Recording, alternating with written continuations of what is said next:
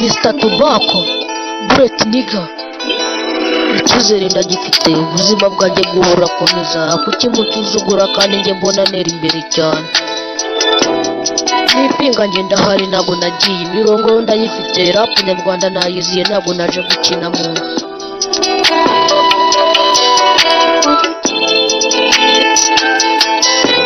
Eyo Mr. Manoti nawe yabonye umuziki nyarwanda ukenewe, nibwo yaje kubahimbira rap ya nyayo.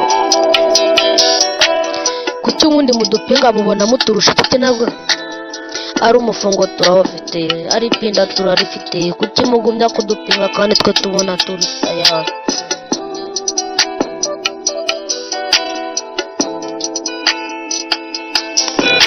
Umufungo, imirongo, ibyo byose birahari.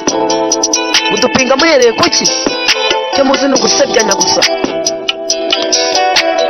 Abo umunwa wabo ariye.